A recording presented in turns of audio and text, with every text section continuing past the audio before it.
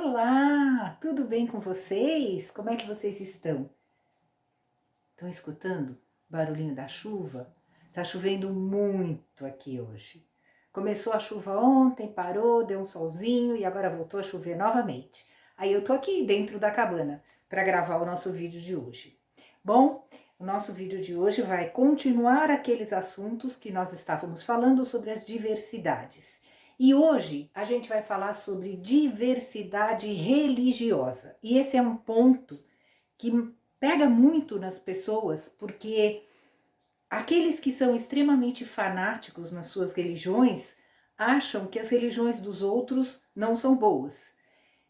Aqueles que são agnósticos, ou seja, acreditam em Deus, mas não têm nenhuma religião, não estão preocupados com isso. Aqueles que são ateus não acreditam em nada, então tudo bem. Isso gera toda essa confusão. Isso é uma confusão maior ainda quando se trata dessa diversidade dentro das empresas. As civilizações antigas, assim como no Egito, por exemplo, ou na Grécia, a religião, na maioria das vezes, era politeísta, ou seja, eles acreditavam em vários deuses. Então havia o deus da chuva, o deus da colheita, o deus do sol e por aí vai. Esses vários deuses eram representantes da divindade na Terra. Então eles tinham todo o poder.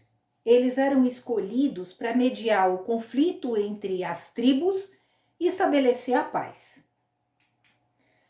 Cada grupo social, ele produziu seus próprios códigos e linguagens, que a gente já viu quando a gente falou de ética, moral e valores. E de acordo com as práticas diárias desses vários grupos, desenvolveu aprendizados diferentes como dança, ritos, mitos, práticas e significados. E religiões. O desenvolvimento da religião foi um fator importante na criação de valores do ser humano. É uma das bases dos nossos valores, não importa qual seja a religião.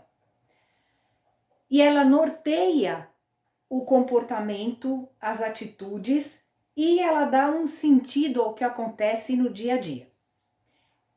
Eu diria que não é exatamente a religião, mas a fé.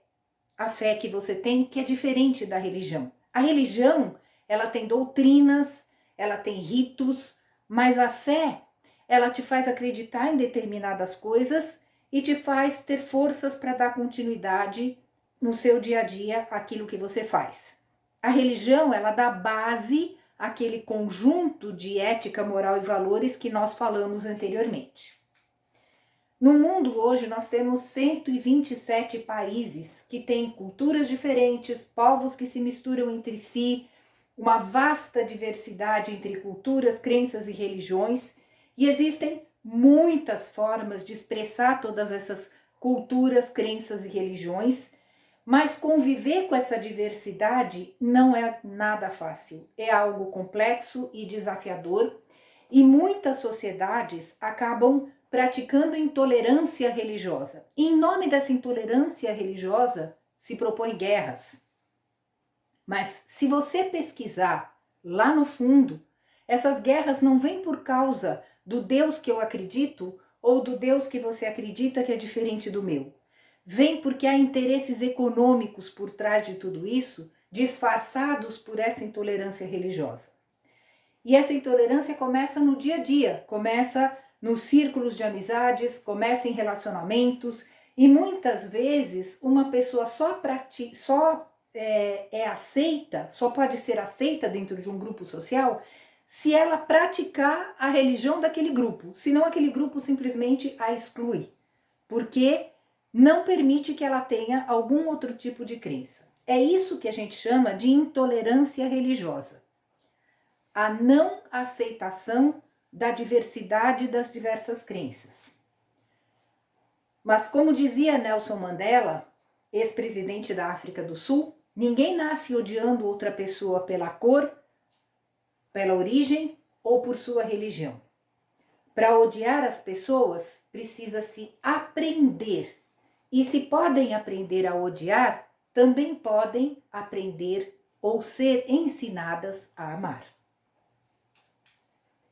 No Brasil, a Constituição de 1988 garante liberdade religiosa e ela está expressa no artigo 5º, inciso 6º. É inviolável a liberdade de consciência e de crença, sendo assegurado o livre exercício dos cultos religiosos e garantida na forma da lei a proteção aos locais de culto e suas liturgias. Como vocês sabem, o Brasil é um país laico, ou seja, o Brasil aceita todas as religiões e não tem uma religião que se diga, neste país você só é bem-vindo se praticar esta religião. Aqui temos uma grande diversidade de povos, culturas e crenças, cada um praticando a sua religião. Portanto, a discriminação entre os seres humanos por motivos religiosos ou crença constitui uma ofensa à dignidade humana. Isso ainda está na nossa Constituição. E deve ser condenada como uma violação dos direitos humanos e das liberdades fundamentais proclamados na Declaração Universal dos Direitos Humanos. Está na Constituição, é proibido por lei, é passível de processo, é passível de uma série de problemas, mas ainda existe. Infelizmente, ainda existe. De uma maneira velada ou de uma maneira ampla, ainda existe. No meio corporativo, a discriminação ela é expressa pela exclusão por parte do empregador para determinado grupo religioso ou para determinada pessoa que pratique uma determinada religião. Isso pode acontecer na diferenciação dos trabalhadores ou até mesmo tendo uma preferência entre funcionários porque este pratica determinada religião e aquele não, que por acaso é a religião do dono daquela empresa, vamos dizer assim. No Brasil não existe lei que obrigue o empregador a aceitar que o trabalhador possa faltar em feriados religiosos. Então, o que acontece? Se, por exemplo, eu sou judeu ortodoxo, eu não trabalho aos sábados. E aí, se esta empresa tem turno aos sábados, eu acabo de ter um problema. Isso para citar um exemplo, entre outros de outras religiões com outros tipos de problema. Grande parte dos feriados religiosos nacionais, aliás, quase todos, são feriados cristãos, já que a gente diria que a maior parte da população brasileira segue a religião cristã. Então, o que acontece? Aqueles que são devotos de outras religiões, para eles aquele dia seria um dia normal. E no dia do seu feriado religioso, ele é obrigado a trabalhar. Aí o que acontece? Eles podem folgar nesses dias que são estabelecidos pelo Estado. No entanto, eles não têm garantido o direito de folgar no dia dos feriados da sua respectiva religião. Aí acontece que hoje, graças a Deus, depois de várias mudanças nas leis trabalhistas, se criou o banco de horas. Então, o que essas pessoas têm que fazer? Tem que usar esse banco de horas para faltar no dia do seu feriado religioso sem ser prejudicado no seu salário, sem ter o desconto do seu salário. Outro problema que a gente vê no meio corporativo diz respeito à vestimenta das pessoas, né? Porque esses trajes de um profissional, eles são ações individuais. Cada um se veste como acha melhor, desde que siga os preceitos estabelecidos pela moral daquela região. Mas a menos que essa empresa obrigue todos os seus funcionários a usar uniforme, você vai ter problemas por parte dos colaboradores de determinadas religiões, né? Por exemplo, você tem na religião evangélica, algumas religiões, algumas delas não permitem que a mulher use calça comprida. Então ela tem que usar saia. E em alguns lugares de trabalho é muito ruim a mulher usar saia, porque determinados trabalhos não dá para fazer com saia. E aí isso gera um certo tipo de problema. Na religião muçulmana, algumas mulheres têm que usar burca. Então, isso também vai contra, vamos dizer, as vestimentas normais daquela determinada empresa. E aí, nesse caso, a menos que todos tenham que usar uniforme ou que se façam adaptações nesses uniformes para que essas determinadas religiões possam seguir os seus preceitos, gera um problema para o colaborador. Outro problema que a gente vê no meio corporativo, relativo à religião, são as restrições alimentares. Por isso, quando se for organizar um evento da empresa, é aconselhável ou oferecer um cardápio que seja universal e não vá contra nenhum tipo de alimento proibido em determinada religião, ou então que se pergunte se existem pessoas de uma determinada religião que não podem consumir aquele determinado alimento. Por exemplo, mais uma vez, judeus não comem carne de porco. Existem religiões que adoram determinados objetos sagrados. Então é preciso respeitar esses objetos sagrados se você os vê na casa dessa pessoa ou se no local de trabalho daquela pessoa ela tem um pedacinho, uma baia que seja só dela ou uma sala que seja só dela e ela coloca aquele determinado objeto sagrado naquele lugar. Então, a compatibilidade de cada religião com esses objetos é diferente, mas é preciso e é recomendável evitar encostar, manusear ou até mesmo usar esses objetos como decoração se você não sabe o real significado deles. Por exemplo, você colocar uma estátua de Iemanjá, que pertence às religiões afrodescendentes, como um adorno na sala da sua organização. Não tem nada a ver, né? Piadas também pode ser uma forma de expor esse preconceito. Aliás, piadas são sempre usadas para expor um preconceito, né? E para delatar a discriminação que se faz. Então é muito importante não fazer esse tipo de piadas, porque isso desperta problemas no ambiente de trabalho, no meio corporativo, vai absolutamente contra tudo que a gente está falando de responsabilidade social sustentável, como a gente já viu, o respeito à multicultura. Então, por exemplo, existem condutas ou hábitos cotidianos específicos de cada religião que devem ser considerados, mesmo que não tenha nenhum fundamento para você que não pratica aquela determinada religião. Por exemplo, judeus ortodoxos, em alguns grupos, homens dessa religião não podem encostar em mulheres que não sejam da sua família. E as mulheres também não podem encostar em homens que não sejam das suas famílias. Em alguns casos, as mulheres raspam a cabeça e usam perucas. Então, isso gera piadinhas, isso gera discriminação e isso não é legal. Muçulmanos, eles, que como praticantes da religião, fazem diversas orações por dia. São 5 orações por dia. E podem precisar de um ambiente mais reservado, mais privativo, para poder fazer a sua oração. Se a empresa não tem uma sala de reunião, uma sala de descanso, alguma coisa desse gênero, isso vai gerar um problema para essas pessoas que praticam essa religião. Os Hare Krishna, por exemplo, alguns seguidores, eles têm restrições quanto ao uso de talheres para consumo alimentar. Não se deve utilizar utensílios contaminados para o preparo e nem para o consumo dos alimentos de acordo com a religião Hare Krishna. Então, por isso, alguns optam por levar sua própria comida ou seus próprios talheres.